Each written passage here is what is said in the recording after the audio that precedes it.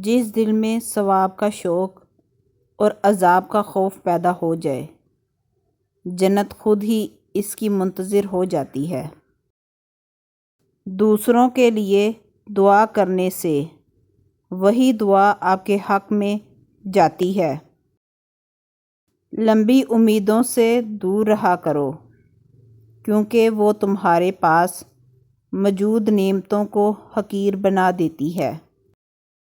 بہترین فیصلے چاہتے ہو تو سب کچھ اللہ پر چھوڑ دو۔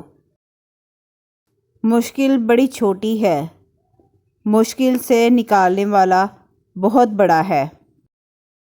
انسان ہونا ہمارا انتخاب نہیں، قدرت کی عطا ہے، لیکن اپنے اندر انسانیت بنائے رکھنا ہمارا انتخاب ہے۔ اس دنیا میں سب سے خوفناک چیز یہ ہے کہ آپ کبھی بھی اپنے ساتھ کسی کی اصلی نیت نہیں جان سکتے۔ وقت کے ساتھ ساتھ ترقی کرتے رہو، ورنہ زندگی دھکا دے کر گراتے ہوئے دیر نہیں کرے گی۔ تم صرف خدا کو جانو، باقی پھر خدا جانے، اس کی عطا جانے۔ خزائیں خود میں پالنا اور بہاریں بانٹتے پھرنا کہاں آسان ہوتا ہے۔ جو انسان اپنی قسمت پر خوش ہے، در حقیقت وہی خوش قسمت ہے۔ مزاج میں تھوڑی سختی لازمی ہے، لوگ پی جاتے اگر سمندر کھارا نہ ہوتا۔ کچرے میں پھینکی گئی روٹیاں یہی بیان کرتی ہیں کہ انسان پیٹ بھرتے ہی اپنی اوقات اور اپنے رب کو بھول جاتا ہے۔ کچھ لوگ جدھر کی ہوا دیکھتے ہیں چل پڑتے ہیں، حالانہ یہ کام انسانوں کا نہیں، گلی میں پڑے شاپروں کا ہوتا ہے۔ کچھ خطاؤں کی معافی دی جاتی ہے، لیکن ذہنی بربادی کا گناہ نہیں بخشا جاتا۔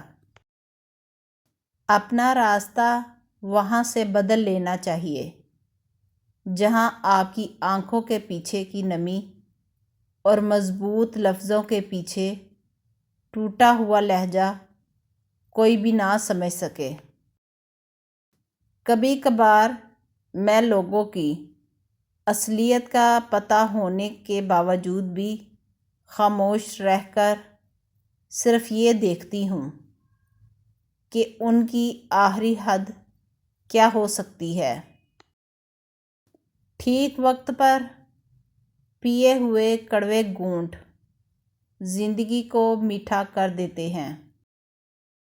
کون کیا کر رہا ہے، کیوں کر رہا ہے، کیسے کر رہا ہے، ان سب سے آپ جتنا دور رہو گے اتنا ہی خوش رہو گے۔